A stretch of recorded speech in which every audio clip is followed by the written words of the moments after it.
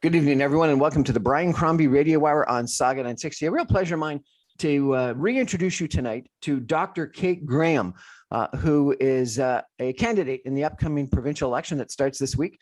She was a candidate for the leadership of the Liberal Party just 2 years ago. I was at that convention. It was interesting to listen to her speech, which was very fascinating. And she's written a book recently that we're going to talk about. Dr. Kate Graham, how are you? Welcome to the show. I'm great. Thanks so much for having me back, Brian. My pleasure. So tell me, let's start with, why are you running in the election? Well, I think this is a really important election for Ontarians. You probably heard us use this line, but the choice is yours. People have a choice about the leaders to lead us out of the pandemic. And so, in my community, I know we're really struggling with staffing shortages in hospitals. We're struggling with kids who are further behind, and addressing the problems that we are left with in the wake of the pandemic. It doesn't happen on their own. It happens as a result of the choices we make. So I'm running because I believe better is possible in this province. And what is better? How do you think Doug Ford government has done, and how do you think you can improve upon that? So I think it's been a difficult couple of years for everyone. It's an unenviable time to be a leader for sure, but there are some really specific things that will be needed in Ontario to get us through the pandemic. And I don't see Ford investing in those things. They tabled a budget this week that they themselves acknowledge they probably won't pass. It really emphasizes things like highways in the GTA. It does not address things like shortages in our hospitals. It doesn't address kids who have fallen further behind over the last few years. It doesn't even include the words climate or environment. So for me, that's not good enough. I know that better is possible. So we've spent the better part of the last few years listening to, I kid you not, tens of thousands of people about what they would like to see. We've put together a platform that I think really speaks to the things that people need right now, the places where they need government to step up and lead. And so we're running on a platform that I believe presents the best option for Ontario as we come through this pandemic. Now, you're not an elected MPP, but I understand that you've been very involved in the preparation of that platform. Is that correct? I have, yeah. I've served as the co-chair. Stephen asked me about a year and a half ago to lead this process, and it's been a ton of fun, to be honest. As I said, we started with very big, like anybody who's interested in having a say. You don't have to be a Liberal, and Ontarians really rose to that opportunity. We had more than 233,000 votes cast. We had 38,000 ideas submitted. We would do these Zooms, and anyone who wanted to speak could. We would often stay late into the night to talk about, again, what are the specific challenges you're facing and ideas you would like to see. So we've built a platform that, when I look at it, I see tens of thousands of fingerprints all over it. And I think it presents a lot of really good ideas to help our province come through what's been a really tough years for all of us. So give us an example of some of the headlines of the policy platform, if you could. Sure. So we're kind of announcing things every day right now. So I'll give you a couple of my favorites from the last week or so. We announced that we would be ending minimum wage in Ontario, which I think is long overdue, and instead moving to a regional living wage. The basic idea here being that you cannot pay someone in this province something that they couldn't reasonably be expected to live on. We also announced a whole bunch of other worker supports, like for people who are gig workers or they maybe have multiple employers, being able to have benefits tied to the person and not to the employer. And so those things can travel with you as you navigate a career and maybe have a few employers along the way. Yesterday, we announced, and this is kind of a smaller thing, but I do think in a moment when the cost of living is going way up, from food to gas to housing, we announced that we would not charge HST on prepared foods under $20. So, when you go into the grocery store and you buy the salads that are pre-made or the sandwiches, things we know that working families in particular are, becoming increasingly reliant on, that we would not charge HST on that. But it's a fully funded promise, because we would increase for companies like the Loblaws of the world that have done very well. Companies that have grossed more than $1 billion during the pandemic, we would charge a 2% an increase in their taxes to pay for this. So, in a moment where we know that the gap between rich and poor is getting larger in Ontario, that is a place where government can step in and say, okay, we know that there's a lot of people who are working really hard and they're struggling. And then we know that there are companies that are doing extraordinarily well, and just evening that out a little bit so that more people have an opportunity to have the happy, healthy life that every single one of us deserves in this province. We're chatting with Kate Graham. She is a candidate to become a member of provincial parliament. What riding are you running in, Kate? London North Centre. And that is a riding you've run in before, I understand? It is, yes. I've lived in this riding for 25 years. I've actually lived in 8 neighborhoods within London North Centre. It's terrific. It includes the downtown of London, includes the university, includes a lot of amazing neighborhoods. And I am really hoping to have the privilege of representing it at Queen's Park. We're chatting with Kate Graham, who is a candidate in London North Centre. She also was a candidate for leader of the Liberal Party 2 years ago when the Ontario Liberal Party had a leadership campaign. She's written a fascinating new book, which we're going to chat about. And she's a former political science professor and one that I've heard very, very positive things about. We're going to take a break for some messages and come back more with Kate in just 2 minutes. Stay with us, everybody.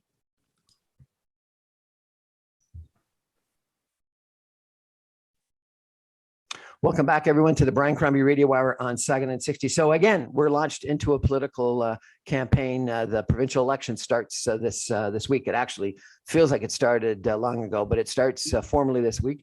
The election is going to be June the 2nd, and we're going to have the privilege of choosing the government that is going to represent us in Ontario. I wanted to reach out to Dr. Kate Graham, who's an interesting person, but she's not only a candidate in the upcoming election in London North Centre, but she was a candidate for leader of the Liberal Party 2 years ago. And it takes a lot of guts to run for leader, and she wasn't even elected MPP at the time. And she did extremely well during that leadership campaign, made a mark, became the co-chair of what do you call it, the policy platform committee or something like that, exactly. Developed the policy over the couple of years. Dr. Kate Graham speaks, writes, researches, and teaches about politics in Canada. She holds a PhD in political science from Western University, the local government program, and she teaches in the political science departments at Western and Huron College. Kate is the creator and host of Canada's 2020s podcast, No Second Chances, about women in Canada's most senior political roles. Before entering academia, Kate spent a decade working in local government, wrote most recently as the Director of Community and Economic Innovation at the City of London. She was named one of London's top 20 under 40 for her work in this role. In 2020, as I mentioned, Kate ran for the Ontario Liberal Party leadership on a mission to tackle the things that turn people off politics, like hyper-partisanship and the toxic culture of politics. She is currently, as I mentioned, the co-chair of the Ontario Liberal Party 2020 platform. And I have to tell you that right at the end of that campaign speech, and it was really quite a very good campaign speech, and everyone thought it was over, she stopped and she started singing from ABBA, take a chance, take a chance, take a chance on me. And it was really quite impactful. I enjoyed it, and it stopped everyone in the tracks, and they took notice. It was a risky move. It was. Could have just been me up there singing, and everyone saying, "What the heck is she doing?" But instead, the whole room burst out into it, and it was a ton of fun. Yeah, I think everyone knows that song, and so we enjoyed and it was a great positioning. Take a chance on me, no question. So, Kate, you've written a book recently. Tell us about that. Sure. Yeah. So the book is coming out on May the 3rd, and it's called No Second Chances. It's published by a Canadian feminist publisher called Second Story Press. And it is the stories of the women who have reached Canada's peak political role, being a first minister, meaning a prime minister or premier. And so I had the opportunity to interview these women 2 years ago for a project called No Second Chances, the podcast, and we've produced videos and a whole bunch of other things, a children's book out of it. And the interviews were incredible. Like, they were extremely honest about what it means to be a woman in a top political role in terms of like impacts on their mental health, impacts on marriages, children, confidence, body image, all kinds of things that I think really resonate with people, even beyond, the group of people who are thinking maybe someday they might want to run for politics.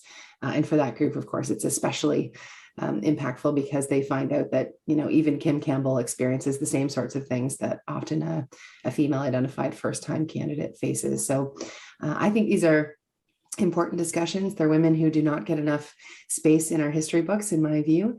And so having a book that captured their perspectives, that brings them together to talk about what we need to do if we want to see more women in politics, I think is an important contribution. So the book has a bit of editorializing from me throughout, but most of it is these women in their own words about their experience as Canadian political leaders, and most importantly, at the end, about what needs to change in our political culture to see more women lead.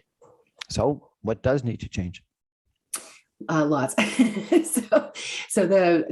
should have said this at the outset. So we've had more than now 330 reach these top roles, being a first minister, and only 13 have been women. So it's a very small percentage. And one of the other really concerning things is that they tend to last about half as long as men. And in a country where we re-elect incumbents all the time, we've never re-elected a female first minister, which is why the book is called No Second Chances.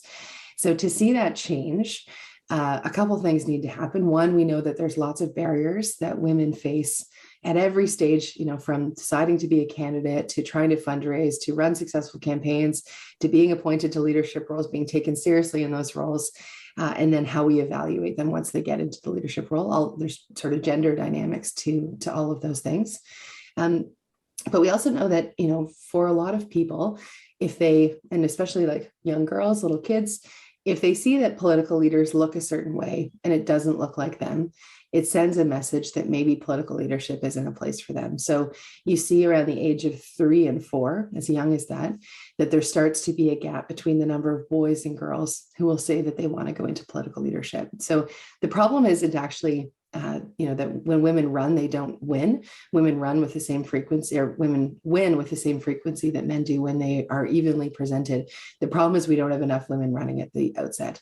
So most candidates are male, then most people who are selected into cabinet positions are male, and then most people who are elevated to leadership roles and so on. And so you end up with this phenomena called the higher, the fewer. The more significant the leadership role, the fewer the women are there. And as long as that exists, it contributes to this gap where whole generations of kids start to self-select out very, very young because they don't see people who look like them. And this is true on a gender dimension, but I think even more concerningly so, certainly it exists along racial lines for people with disabilities. Any other equity-seeking group that's been underrepresented in politics, you see the same kind of phenomena where the pool of candidates is so small because they've been sent messages their whole lives that politics isn't a place for them. Okay, but what causes it? Is it the partisanship? Is it sexism? What is it? Well, I mean, the patriarchy, there's nothing particularly new about the patriarchy, unfortunately, in this world that we live in. And that exists in all kinds of ways, from leadership opportunities that are presented in business. We know women are underrepresented in as legal scholars, as heads of law firms and so on. So it limits the number of people who are viewed to be sort of eligible or qualified, is the word often used for these positions. But I think at the heart of a lot of this is our unconscious bias about how we still think about men and women as if they're these distinct, binary categories, and we've got expectations of them. So, and let me be a little more concrete about this. So Christy Clark, in the interview that we did, she said, for men, you can be tough and you can be likable. And for women, you get to be one or the other. So for a lot of these women, and you can trace this in their popularity scores, most political figures have an arc. For some, it's a very long arc. For others, it's a short arc. And for women political leaders, it's a shorter arc. It's like, statistically significantly different as a shorter arc. And why is that? Well, their popularity starts to fall. And these women identified sort of like the first kind of really tough decision that they had to make, where the impression that people had that they were, kind, and that they were, conciliatory, and they like collaboration and so on. When they had to be tough, there was a bit of dissonance created where all of a sudden that didn't match up with people's expectations. Their popularity begins to drop, the support within the political party drops, treatment by the media starts to change. And so it's part of why we see that women, when they reach this role, at least as a premier and prime minister, there's certainly mayors who defy this trend, but we haven't seen it at the premier table yet. It produces a shorter tenure for a woman to be able to hold political leadership. So at the root of that is the ways that we evaluate women are still different than men, whether we can acknowledge it or not, and whether we name it or not. And we still have that bias of how we think about women that prevents them from, it means we evaluate them differently, and it means that they don't last as long in those leadership roles. So is this bias that you say that exists, is this a bias men have toward women, or do women have towards women as well? Yeah, no, this is not a problem of men. I would say this is a problem of all of us.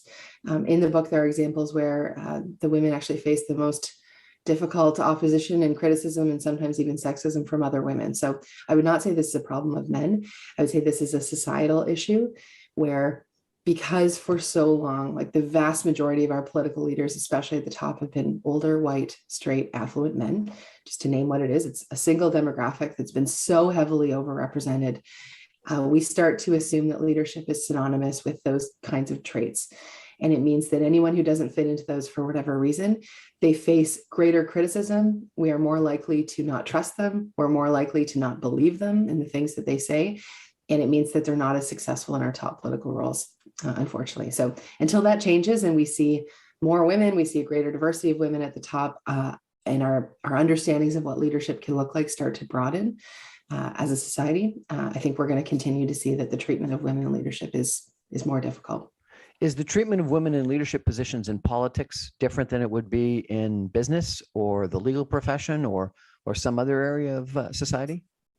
Yeah, I mean, I think there's certainly some differences depending on the space and sector you're in, but some of the phenomena that we see of top female leaders exists elsewhere. So the term glass cliff, for example, the idea that you only see a woman rise to the top when things are already starting to fall. This actually came from a business people who were studying business leaders and specifically in technology, where when a company was about to start to tank or something difficult had happened, that's when you'd see the first woman rise to the leadership role. So it was in a moment where maybe fewer men wanted it, maybe the risks were higher, maybe all of a sudden there was space for a woman leader where there wasn't before, but she's coming in at a time where, the conditions are basically, way, way, way harder to be successful. So that, the classic example of this in Canadian politics would be Kim Campbell.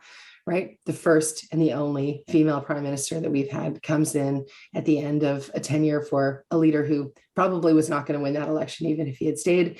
And, over the only time we've seen a woman as prime minister is when we watch her lead, the party was reduced to sort of a historic low in that election. So the glass cliff idea is you only see women in these difficult moments and then you watch them fail. And it further enforces this idea that women are not, they're the perception that they're not as capable or effective as leaders. Okay, but let's talk about that situation for a while. Probably no one could have won in that situation, male or female, straight or gay or whatever. Totally. That's the glass cliff. Like it's an impossible moment, but it's also the only moment in Canadian history where we've seen a woman in that role. So what are you saying? That Kim Campbell should have turned down the opportunity? No, I'm extremely glad that she led us as prime minister. There's a long interview with her in the book about every dimension of this. She's had the benefit of time to think through it and think through exactly what happened. What could she have done differently? Was there even anything she could do differently? But she also understands the burden. Like lots of people throughout her life, lots of little girls in particular, come up to her and say how impactful it was to be able to see a woman as a prime minister. But also she knows that the only time that Canadians have seen a woman as a prime minister was in this really difficult circumstance. And she knows the kind of chilling effect that can have on other women leading, saying, oh my God, is that what it's like? Like, I don't want to go through that. I don't want people picking apart my, personal life and so on to the level that she had. And so it has both great benefit, but it also, when it only happens in these moments of difficulty, there's a bit of a cost to that too. So no, I'm definitely not saying she shouldn't have done it. I want to see more women as prime minister, no question. But they need to be in environments where women can be successful and supported. Okay, but my contention is no one could have won that election. So that's got nothing to do about. It's got nothing to do with the fact that she was a woman. It's got the fact to do that the Mulroney government was going to go down to a massive defeat no matter what, and they gave her the opportunity. I will just say, I think it's referred to as a Hail Mary in the book a couple of times where, when the party is absolutely tanking, the polls are clear, there's really no opportunity to win. It's like, this is the moment where we're going to like try something different and new. Like, why not a woman? It created a moment where I think it was like, she had run in a leadership race before, right? She'd run provincially in a leadership race. I think she came last actually it was a provincial race in BC. But it created a moment where there weren't other people. Christy Clark, when talking about when she became the leader, she said it's because the party was not expected to win. And in her words, I quote, nobody good wanted it. So there was this moment where she could go for it.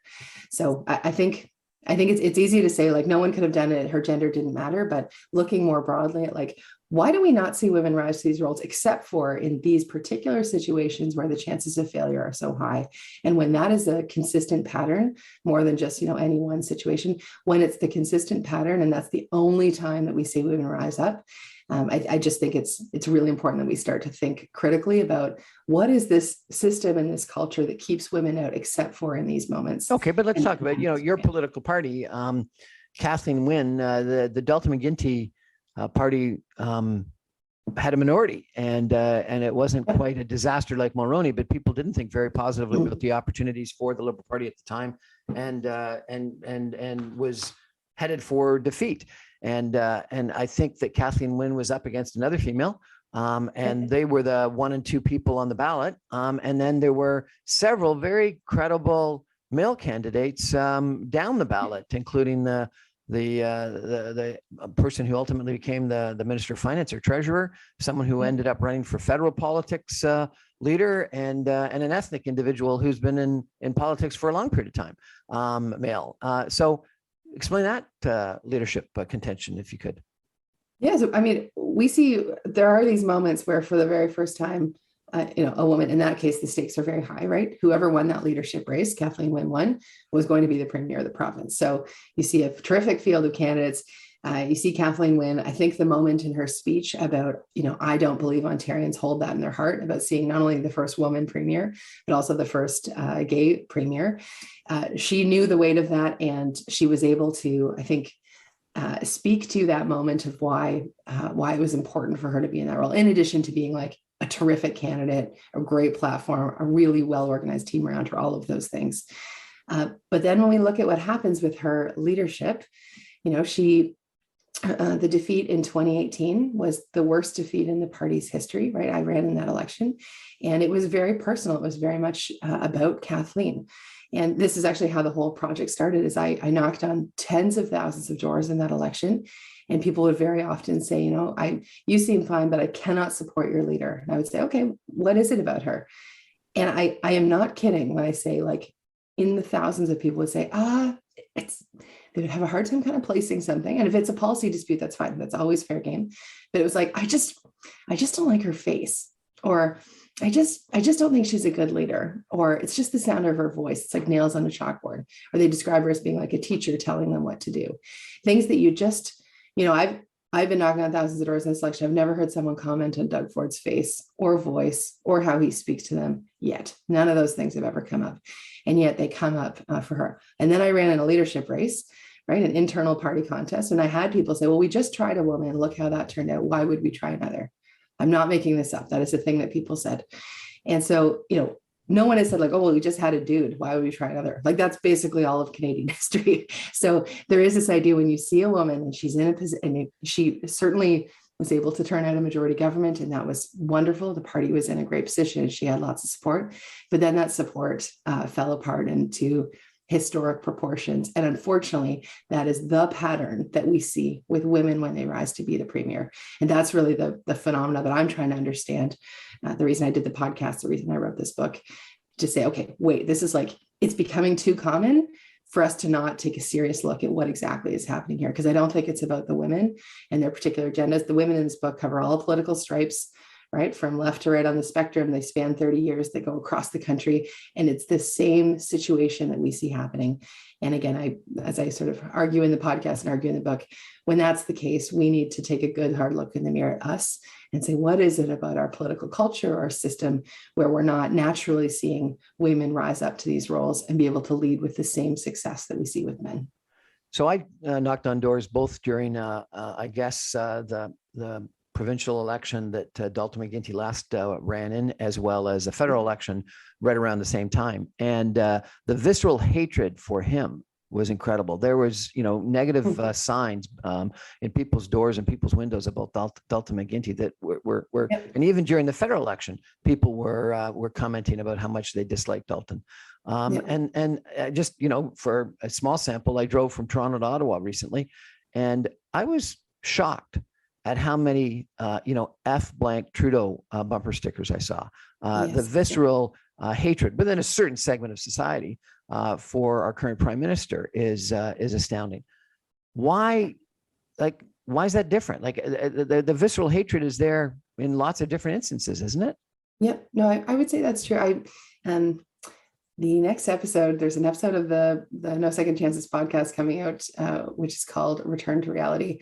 And we talk about sort of how we see the tone and kind of culture and dynamics of politics changing generally. Like for me anyway, I feel like over time, and especially right now, it feels very divided. Sort of people are anxious, they're angry. The level of mistrust in politicians, when we see this, the Edelman studies and so on around the world show that we are at like kind of decreasing and sort of hitting all-time lows each year of our level of trust in politics.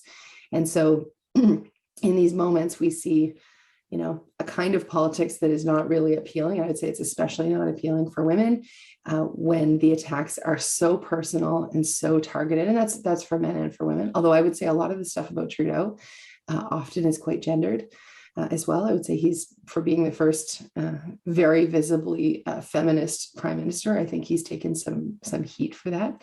But I would agree with you. I think, as we see politics becoming more angry, more personally targeted, where it's less about ideas and more about leaders, and we're totally ruthless with how we treat the leaders on all sides of the spectrum. There's a conservative leadership race going on right now. A lot of the discussion is like it's becoming a bit of a bloodbath, unfortunately. It is less about ideas and more about people and ripping people apart. And again, that chilling effect, like it's a sort of toxic, hyper masculine, the strong man who says I could stand up and fix anything is seemingly what we're looking for in these moments. And it's not a kind of political culture that is welcoming to all people. And I think especially for a lot of them, it's just a total turnoff. It's like, why would I want to subject myself to that? So as we see politics and the way that we engage in politics, the way we talk about politics, moving more in that direction, I think it's a real wake-up call. And I think it's one of the reasons we haven't seen more progress on a greater diversity of people in leadership roles. We're chatting tonight with Kate Graham. She is a candidate for the Liberal Party in the upcoming provincial election in London North Centre. She's a former candidate for leader of the Ontario Liberal Party. She's co-chair of the Platform Committee. Fascinating ideas that we're chatting about. I'm going to come back after a 2-minute break and I'm going to ask her, given what she's described, why the heck does she want the job? Like, my God. Back in 2 minutes, everybody.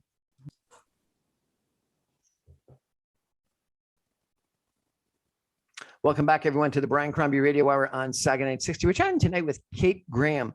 She, 2 years ago, I guess 2.5 years ago, decided to run, even though she wasn't an elected MPP, she decided to run for leadership of the Ontario Liberal Party. And she put on a heck of a fight and I think made a statement both during that campaign. I had the privilege of interviewing her prior to the leadership. Her knowledge of policy issues was unbelievably extensive, and her passion for the job was very impressive. And then during the campaign speeches, I think she number one did a great speech, and then number two wowed everyone with the risk she took in actually singing a song from the stage. So that was pretty impressive. But Kate, you've just gone through for the last 15 minutes a description of the challenges that females have in politics, and it sounds pretty terrible, pretty crappy. And given that situation, why do you want the job? Like, why the heck would you want the job? Because politics matters. It actually matters. Nothing affects more people than politics. And the choices that we make are the difference between, in the case of Ontario, 15 million people having access to an amazing quality of life, their kids getting a great education, a healthcare system that's there when we need it, options for aging that are exciting and supportive and happy, and not what we see in Ontario right now. Those things don't just happen on their own. They happen because people in politics put forward ideas, they listen to their communities, and they make decisions that help people. And I want to see more of that. I also very deeply believe that in a democracy, when we do not see all parts of our community, all parts of our population reflected in our top roles, we have a very deep problem. We've never had a Black premier in Ontario. We've had one female premier. There are whole groups of people who have never seen themselves reflected in our top roles. And I don't think we can actually really call ourselves a functioning democracy until we see that fixed. So politics is supposed to be about not taking power, but instead giving people power, making sure that people have the opportunity to shape the things that affect them. So I care about this election. I care about rebuilding a political party that I hope people want to be a part of, that's putting forward big ideas, but at an even kind of deeper and broader level. I want us to really think about the problems that we've built over time in our political system and be prepared to change them, be prepared to build a kind of politics that people can believe in again, because I don't think that's the general feeling most people have right now. In the leadership contest that you were part of 2 years ago, there was a Black candidate as well, was there not? Yes. Yeah, Mitzi Hunter, terrific candidate. Did he encounter racism, do you think? That's right. And Michael Cotto as well. Yeah, we had a really diverse group. There were 6 of us running. And I think it really spoke to, within the party, we have leadership and representation from many communities. One of the things we talked about a lot during that leadership race was, how do we build a party that actually reflects the province? So Stephen has lived that commitment. We have more than 50% of our candidates are female. More than 50% are from communities that are traditionally underrepresented in politics. He's really spread leadership opportunities to make sure that leadership is not just about an individual, but it's about giving people, again, power and the ability to help lead the things that matter to them in the communities that they represent. So I'm really proud of how that leadership race translated into the team of candidates running today. And again, I will say Stephen has been amazing on this front. He's been totally persistent and has frankly demanded that we will live up to this promise of having a team that actually reflects the province. For the first time, we have that, we can say that. And I think it's a really important part of the message to Ontarians, that we heard them, that there were things that needed to change. And he, to his credit, has led that and has made that happen. So the polls that I saw just most recently suggests that the Liberal support is actually higher than the leader support, that when you add in your Stephen Del Duca's name to the question, the support for the Liberal Party actually goes down. If that's the case, has he actually done the job that you've described? So he became leader 2 years ago, and like 10 minutes later, we left that convention and then the pandemic started. Like for me, that was the last big event I went to, and then nothing for 2 years after. So, it's a difficult time to be a new leader of a political party. And for sure, and, there's lots of studies on this, that, during a pandemic, during a crisis, the incumbent government really benefits from that, right? In some ways, like they're in the media every day, people are watching what they're saying every day. And so it's a hard environment for, new leaders, and especially of a party that's not currently the government, to get known. And so I think, the data does show that a lot of Ontarians don't feel that they know Stephen yet, but that's going to change really quickly. Like we're just on the cusp of an election being called, signs go up, the debates start happening, the media landscape levels out a bit, where they're paying attention to all of the parties and are focused on the big ideas of the campaign rather than just the work of whatever government is in power at that moment in time.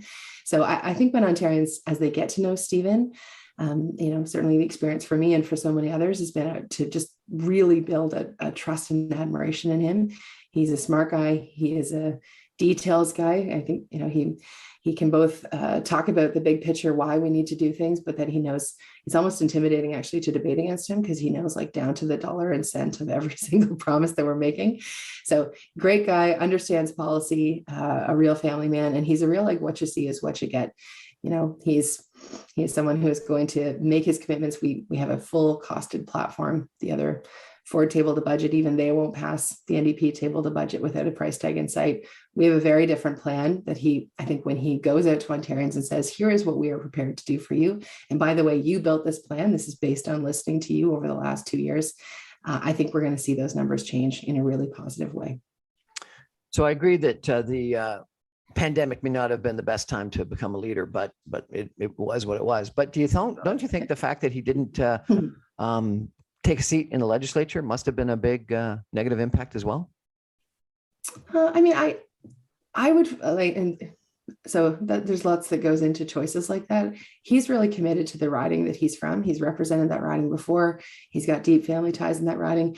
I similarly would have a really hard time. They asked us all this in the leadership race, like, would you parachute into another community and just like get a seat, and especially a seat that's easier to win?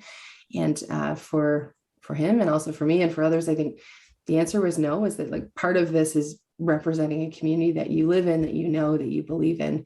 And so I think he made a really wise choice actually to focus on leading the party rather than just trying to get in and run in a by-election and get a seat. I don't think that's been the most important thing.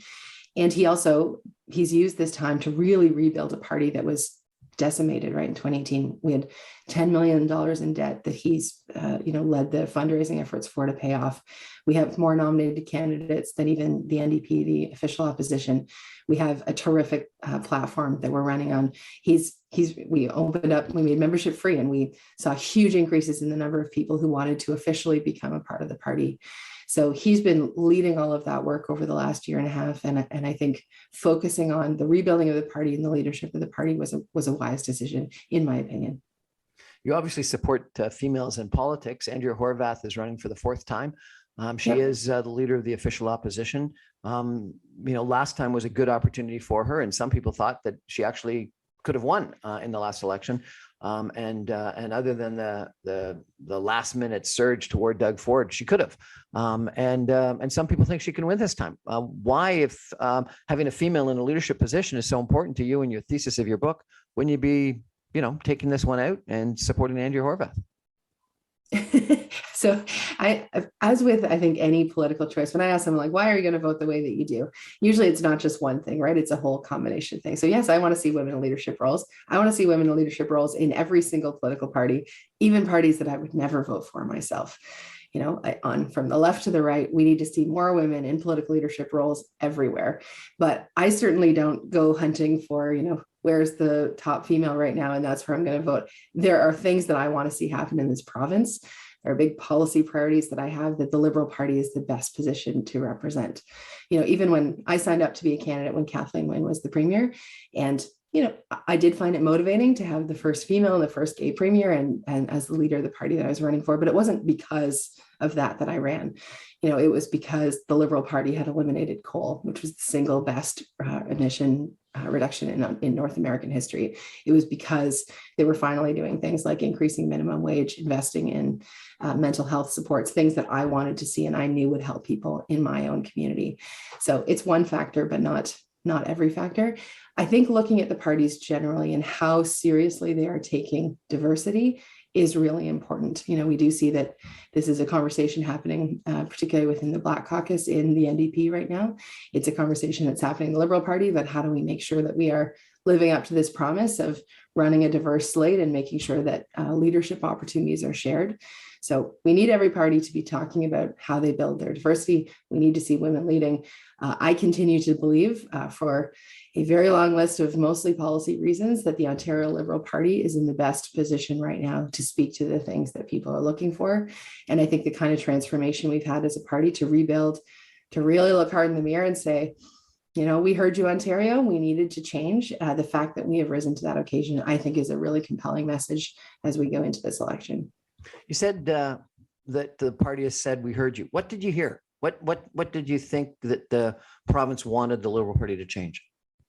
I think people felt like after 15 years in power, the Liberal Party stopped listening to them. I think in lots of parts of we slowly lost basically every seat outside Ottawa in the GTA.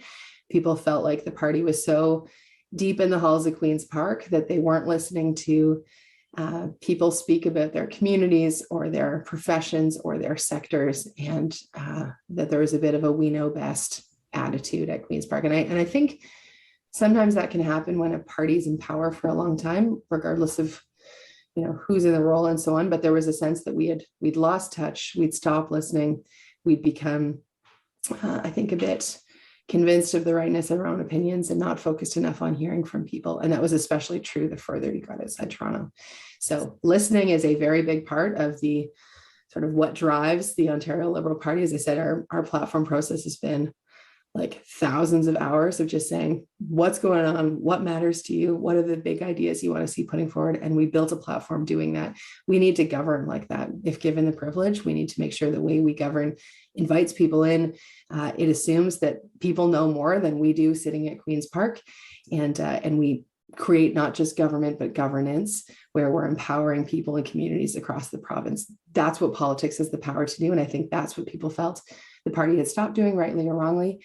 There was definitely a perception of that. And we have the opportunity to show that we're prepared to do things differently by listening to people, respecting people, putting forward ideas that came from them and that we know matter to them. So given the current polls, and I know what you'll say is that the election campaign matters and polls today don't matter that much, but given the current election polls, the Conservatives will win. It's a question about whether they'll win a majority or minority. And it almost appears that it's a fight for second place between the Liberals and the NDP. Do you agree with that or disagree with that? And if I'm right, that you will either be in second or third place, but it might be a minority. Do you think we're going to have a coalition or an accord between the NDP and the Liberals comparable to what's happening in federal government? So you're talking to somebody who is like spending a couple of hours every single day knocking on doors. And I have been doing this for about a year and a half for this election. Not every day I knock on doors. We were making phone calls and so on during the pandemic. But I will tell you, like yesterday, the day before, in 15 minutes, I'm on my way out again. The number one thing that we hear, is people saying some combination of like, oh, there's an election coming up, or, oh, it's election time again. Like, who's running? What's going on? And they are undecided. So the polls show people who have a committed vote, they're identified partisans or they're really supportive of a particular party, and that's great. But the largest group, right? And the polls don't really emphasize this right now, but it's important. The largest group are still undecided. And I hear that every day there. And something magical happens when the signs go up and the rate is dropped. People they go into what pollsters call shopping mode. They're finally taking a look at their options and saying, okay, wait a second, what do I think is actually best for me and my family and my community right now? And that moment has not arrived yet. I know people love the polls and they love to make projections, but we are way too far out for anyone. I think if people think that it's like a decided matter, they're not paying attention to what people are saying when you talk to them at the election, which, other than the chattering class, the elites, most people, they're focused on coming out of the pandemic, their kids' school, whatever. They're not right now thinking about the election. That's going to change really soon. So I think the thing that we can expect is that we're going to see big shifts in the polling data, especially over the next 2 to 3 weeks. That's my guess. We're chatting tonight with Kate Graham. She is a candidate for the Ontario Liberal Party in the upcoming provincial election. We're going to take a break for some final messages and come back with some concluding comments in just 2 minutes. Stay with us, everybody. Welcome back to the Brian Crombie Radio Hour on Saga 960. I'm interviewing tonight Kate Graham. She is a candidate for the Ontario Liberal Party in the upcoming provincial election in London North Centre. She was a candidate for the leadership of the party. Didn't win, but she was a candidate, very impressive candidate. And I got to tell you that one of the reasons why I wanted to reach out to Kate Graham a couple of years ago when I first interviewed her is my daughter was in her political science class and said the best professor I ever had. And so that was a pretty good recommendation. So I really She's a great student. I enjoyed our interaction and meeting with you. I wonder, Kate, if we could ask you to elevate, because you've talked about hyperpartisanship. You've talked about sort of the political divide. You've talked about the difficulty of particularly females in that partisanship. But frankly, I think that exists for everyone. I wonder whether, and some people have called it and we talked about the federal conservative leadership debate, and you said that it'd become bloodbath. And some people talk about it sort of Trumpism coming to Canada. We seem to have had this divide where we've got hyper partisanship and populism on the right, but also on the left. You talked about people not being listened to. There, were 15% of the Canadian population that were supportive of the truck convoy, and the Federal Liberal Party wouldn't listen to them, and said that they almost didn't deserve to be listened to. And it almost harkened back to that Hillary Clinton. Oh my God, it was a female that talked about the deplorables when she was running. Is there something wrong with what's going on in politics in Canada today that we've become so hyper partisan, that we become so divided, that we have populism that is just appealing to the voices that don't feel like they've got a role and a voice being heard in Queen's Park or Ottawa? What's going on and how can we fix it? What a big question. And I'm not going to pretend to know all the answers on that, but I'm really glad that we're talking about it. As I've said, I'm knocking on doors every day right now. Yesterday, I stood on, I was in an apartment building, and it was a gentleman, and he said, I voted for in most elections in my life. And about 3 years ago, I decided I just couldn't do it anymore. I just don't care. I'm not voting. I don't think it matters. I don't think it matters who gets in. I don't think anyone is listening to me. And so it's just not worth my time. And I wish I could tell you that was the first person I've met like that. I would say every day there's maybe 3 to 4 discussions that are basically that. And so although they wouldn't put it into these words, I think what those, what that gentleman was expressing is a real feeling of powerlessness. Like politics had become so irrelevant to him, so detached from his life, that it wasn't a place that was giving him power. It was just an irritation. And when we're at a point where many, many people are checking out, right? They're saying, this is not for me. I'm not interested in engaging. I'm not even going to vote at a low level. Huge groups of people saying, I'm not prepared to run. People saying they're not prepared to get involved. And even in like families, right? We've come through this really difficult time. People are stressed. They're tired. They're anxious. You hear even families who've become, they're on either political ends of a discussion, or whether it's vaccines or masking, like it becomes so divided that people just feel like they can't really talk to each other. They can't listen to each other. That is an extremely dangerous place to be in, right? Politics is supposed to be a space where we can have different ideas, where you can engage with somebody who disagrees with you, where you can, put forward competing views and have a conversation about it, where we can make choices about which option we're going to take at any moment in time. But it's become so divisive, so negative, so like the theatrics, the sort of overselling things, the like real desire. And there's, lots we could talk about within political parties are trying to drive contrasts and so on. It just erodes people's trust in all of it. You don't see, you have to talk about this example. You don't see Coke and Pepsi running ads against each other. You don't see Ford running ads against Tesla. They could talk about what's great about their own product, but if they were to just focus all their time and energy on ripping each other down, it would destroy people's trust in that whole brand category, that whole product. And yet that's what we do in politics, right? We spend all this time talking about why you can't trust the other people and why you shouldn't believe us and so on. And the cost is so high. The cost is that gentleman saying, I just can't anymore. I cannot like bring that into my life. I had a woman a couple of days ago, and she was talking about her own mental health struggles during this. And she was like, and it's just, when I go online, especially Twitter, it's so negative. Like I just feel like unhappy afterwards. So I'm not going to vote. I'm not going to get involved because I just can't do that to myself right now. I'm not in a place where I can handle it. And like, wow, that should be ringing alarm bells for us. We have to change how we do politics. We have to change how we engage people in politics. It cannot just be the constant negativity and division. It has to start, and this might sound kind of Pollyanna and silly, but I actually think it starts by just kind of quieting down and listening to each other, bringing the temperature down, creating opportunities that are meaningful and safe and fun, even to talk about ideas, talk about things that people want to see happen. Even people who are like, I hate politics, I'm turned off by it. If you say like, what's something you'd like to see change in our city, in London, most people have an answer to that. They're like, well, I had this experience at the hospital, or this thing was going on in my kid's school. So we need to create spaces that are meaningful and safe and fun to talk about the kind of future we want to build. And I hope spend less time and energy on the stuff that we know turns people off, the negativity, the division, the hyper partisanship, the polarization. None of that is helping us build the kind of society and culture and political environment that I think most people at the end of the day want to see. Amen. Kate Graham, candidate for the Ontario Liberal Party in London North Centre. Thank you so much for joining us, and everyone from London, give Kate a look. That's our show for tonight. Thanks for joining us, everybody. Good night.